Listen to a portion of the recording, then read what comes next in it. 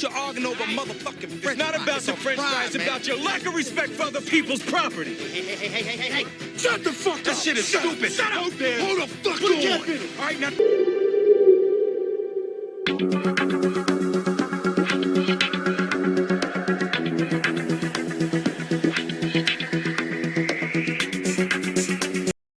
Hello, everyone, and welcome to another episode of Accountability. Touching a mother's babies without her permission is like touching a man's money without his permission. I wanted to do this video even though this situation is an old situation concerning a mother who cut the braids and beads out of her daughter's hair. So as I was scrolling through YouTube and I was looking at some of the videos addressing this issue, it came to my attention that no one was really putting it into perspective for the mother. And of course, everyone has their own opinions and everyone sees things differently. But I saw things very differently as a mother with two daughters raising them by doing their hair myself. So what I want to do first is I want to read a little notation that I found on Google regarding cats. And it's similar to how mothers, and Black mothers in particular, feel about their children. So it reads, when it's safe, as difficult as it may be, you need to avoid touching newborn kittens during their first week of life. The ASPCA reports, since socializing kittens with humans is an important part of their early growth, carefully start to handle your new fluffy babies starting during their second week of life. Before you pick them up, make sure you allow Mama Cat to sniff your hand. Pet her head and show her affection, ensuring her that you are not a threat. If she purrs, licks your hand, or otherwise welcomes your petting, gently pick up a kitten. Pick up only one at a time. So the reason I put this here is Black mothers feel like this.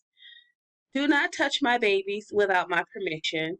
Do not have another woman touching my babies without my permission.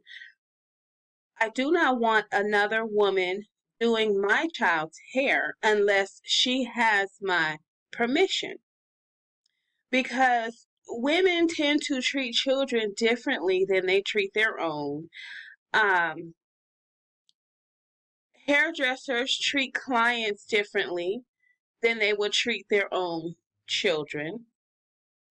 And when you do this, when you have another woman doing your daughter's hair without the mother's permission, it's gonna cause problems. And this man knew it was gonna cause problems. But we'll go ahead and we'll re-review the video because I know a lot of you have already seen it and you've already made your comments and given your commentary and done your videos. But I want to put this into a different perspective.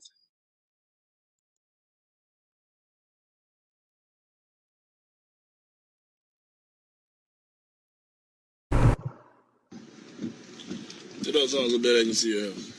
Your hair pretty. Yeah.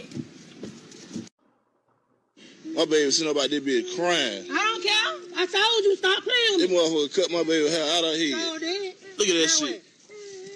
That shit sad. Hurt Now my wait. baby feeling. Now wait. Cause you don't hurt the dad. You hurt her feelings. You hurt my baby I feelings. do My baby sat there for 2 hours. I do my own girl hair. My baby sat there for 2 Stop hours. playing with me.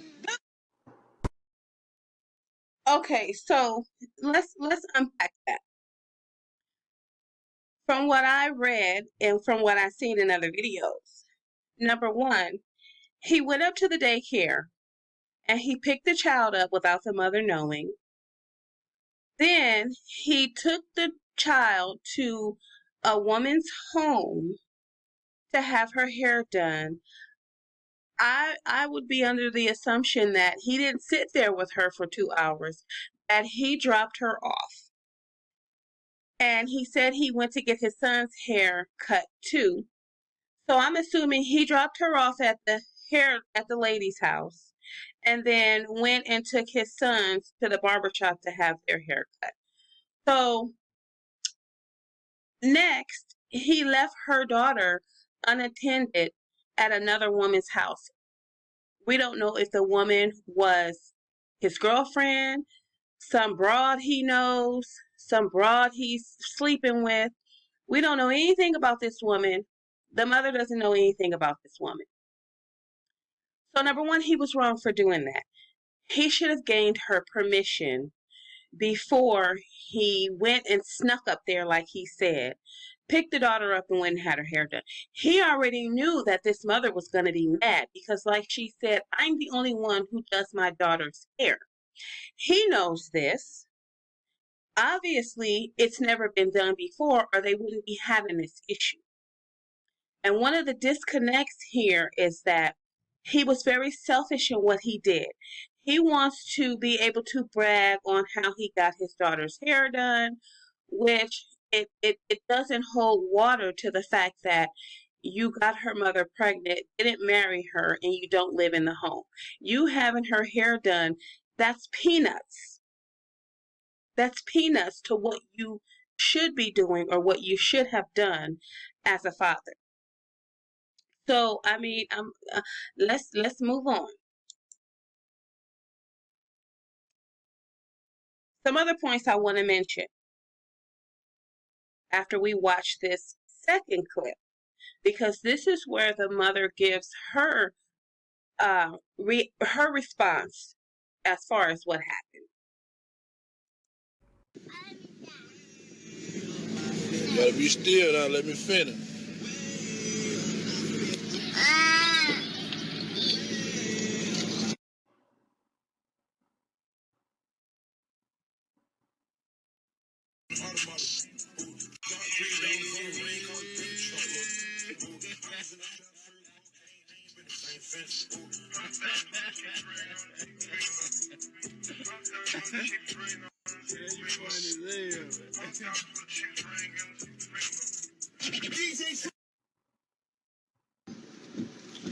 See those songs so bad I can see her.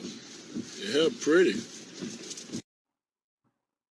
Baby head up and blaming it on somebody else. Boy, you saw a picture. I ain't gonna lie, it was cute. I ain't say it was ugly. It was braided real cute. It just was tight as hell, and I ain't do it. Number one reason, on real petty daddy, I didn't do it, and I ain't tell him to let nobody do it. So the second number one reason is that what Shona made me cut it out. I love to see that it was too tight. It was too tight. It was too tight. My baby hair had her skin meat was puffing up between the braids and everything. It was pretty, but it was too tight. And I don't even braid her hair that tight. Who was fighting at work? I told you, stop playing with They me. motherfucker cut my baby hair out of. Okay, so number one, I know you saw the house, the floor where the little girl got her hair done was trash on the floor. Okay, I think this is the type of woman who would say, nah, it's a little dirty in here. I'm not going to have you do my daughter's hair. She maybe not would have said that, but she probably would have looked around and said, no, well, you know, we're going to go ahead and wait.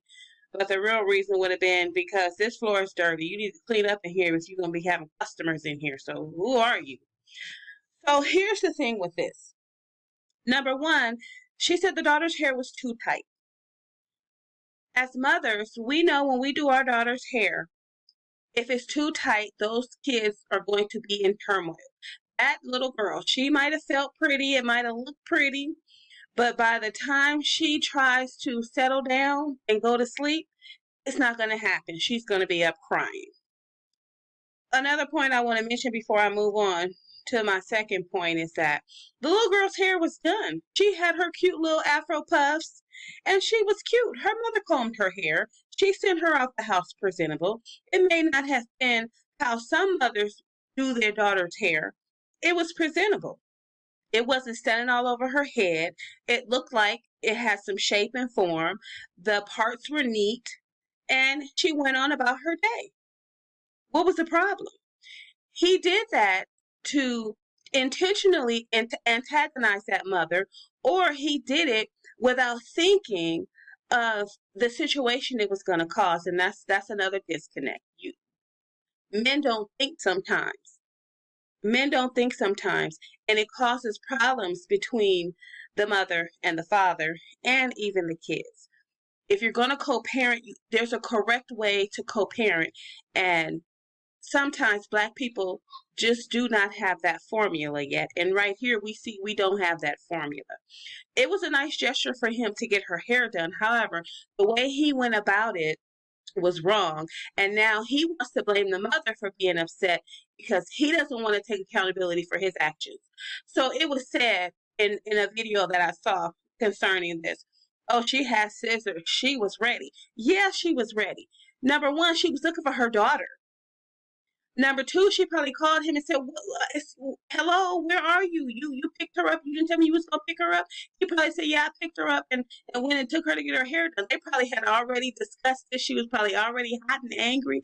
They had probably already argued about it, and that's why he was so smug and decided to do video of her hair before and after, because now he wants to be able to blame the mother when she trips out.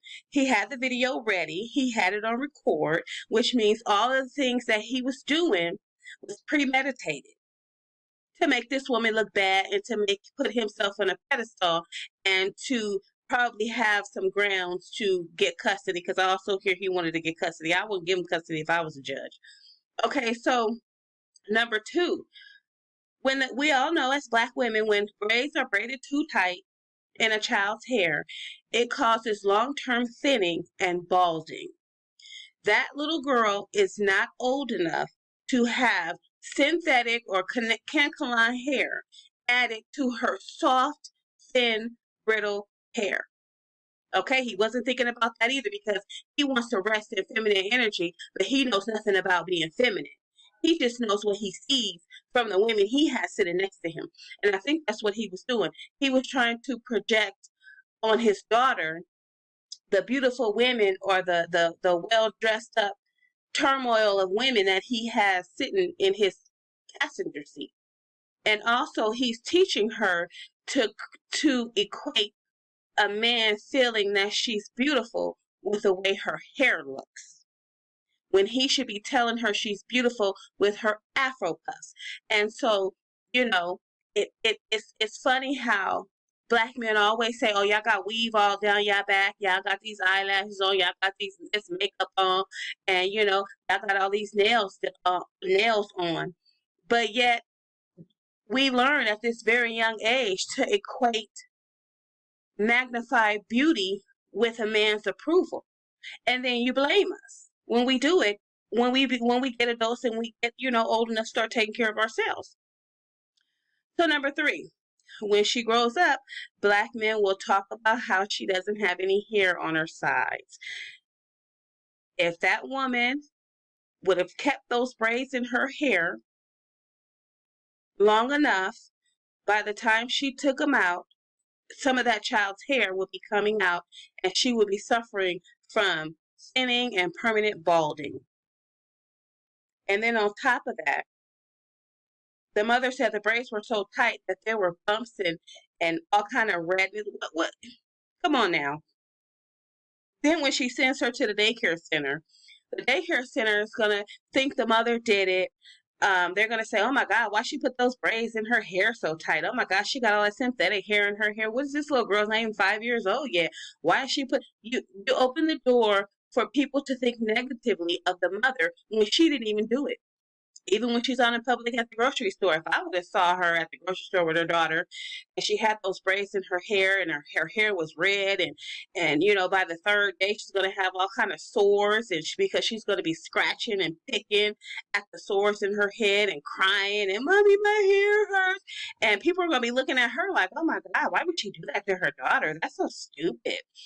Golly, she's too young to have that stuff in her hair, and the mother didn't even do it. So now you're making making the mother look bad when it's something that she didn't even do. Number 4, by the age of 5 years, her standards of beauty will be set, and she won't think she's beautiful unless her hair is done. We can't place so much emphasis on children's hair. We need to place more emphasis on education, self-esteem, and doing things according to their age group and their age level. Those beads, too many, too heavy, synthetic hair, too tight. The mother was absolutely right. Now, I'm not going to say she was right for cutting it off right there on the on the walkway. That was wrong. That was a bit extreme. But she also did it to prove a point, to say, hey, listen, if you do something without my permission or without us having a discussion about it and not being in agreement about it, you're going to waste your money because I'm going to take it apart. Because you need to learn that, yes, you are her father, but yes, I am her mother. And we need to, if we're going to co-parent, we have to be in agreement on the things that we're going to do for our children. And then I'm under the impression that the sons are not hers, that the sons belong to maybe a second and third baby mama or a second baby mama. So it's okay, for him, to take his sons and go get their hair cut. That's what a father does. But the mother maintains the daughter's hair. So you have a lot of men out here talking about, oh, we need to get back to these traditional roles, the man and the woman's role. Okay, well, the man's role is to take care of his sons, show his sons how to work on cars, change tires, tighten up doorknobs, change light bulbs. And it's the mother's job to teach her how to comb her hair, do cooking and cleaning, and maintaining her clothes and herself. So we want to do these traditional things. We want to go back to the male and female traditional roles, but then it's okay when a man wants to rest in his femininity and go off the deep end and do something by himself, do something that's feminine. That's the mother's job. So kind of help me understand. And then number 5. Her hair is more important than a car seat.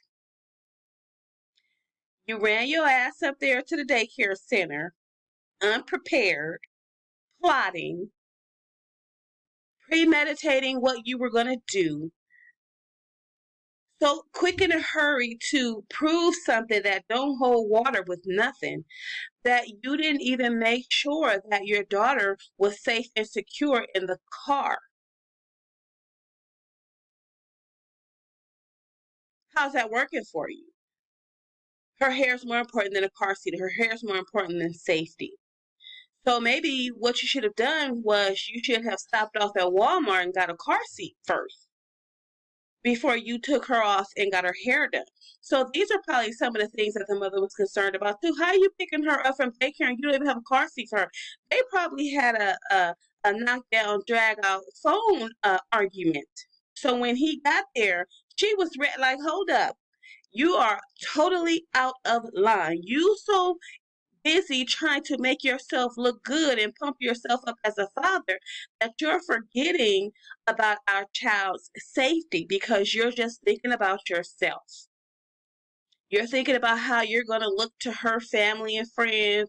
You thought, you know what I'm saying, she was going to let that shit fly so that you can show off and brag about, what you did for. That don't hold nothing because you're not married to the mother and you're not in the home raising your daughter.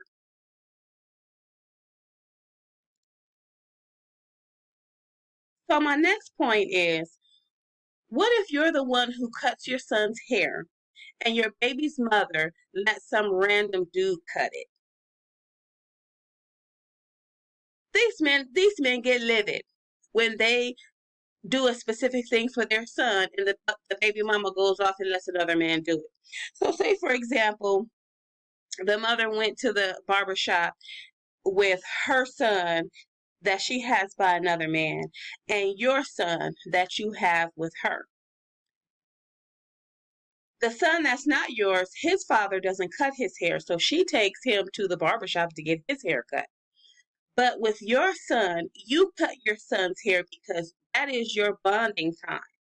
That is the time you spend with your son, touching, loving, and grooming your son to let him know that you're there for him and that, you want him to be able to know that he can count on you to at least cut his hair and at least have that alone time with him.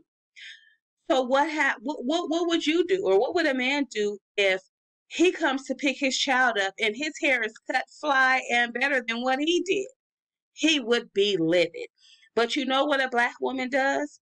If she was at the barber shop and the barber would have said, "Hey, let me cut little man's hair," she would have been like, "No, I'm sorry, I can't let you do that. His father cuts his hair, and if I let you cut his hair, his father is going to explode. So we just gonna go ahead and take care of little man right here, and then when his father is ready to cut his hair, then he's gonna come get him and cut his hair." That's what a black mother does, because she already knows, hey, listen, I don't want to start no confrontations with this man. He cuts his son's hair. I'm not gonna take that away from him, and so she's gonna turn it down. That's because we do more thinking. Our job as a mother requires that we do more thinking to keep peace in the home. So when these men think we aren't being their peace, yes, we are being your peace, because we could do the same things that you do, but we choose not to because we want to keep the peace. So that was just, my take on this situation. I think the mother was absolutely correct to be angry, but I think she could have taken the braids out of the daughter's hair in a different way. She could have took her in the house. She could have explained to her, listen, baby, your hair is so beautiful. It's very beautiful. However, baby, it's too tight. And look, you feel this? Look at these sores in your head. Does that hurt? And the little girl probably would have said, yeah. She would have said, hey, listen, if I leave these braids in, you're not going to be able to sleep tonight. No matter what I do, you're going to be hurting. And then it's going to pull your hair out. So there was a different way she could have gone about doing that. However, when you're in the heat of the moment, anything can happen. And he should not have done that, because he knew that that was going to set that mother off. She was already set off because she had some scissors and she was standing outside and she was ready. How dare you? It's not fair. It's not right. And he was being very deceptive. And now he has the whole community bashing this woman because he doesn't want to take accountability for his actions, for his lack of proper co-parenting, and he wants to blame it on the mother. I think she's absolutely right. Like I said, wrong way to go about it, but she's absolutely correct about being upset that she was deceived. So, once again, everyone, this is B with the D Code. Please like and subscribe, and thank you for watching.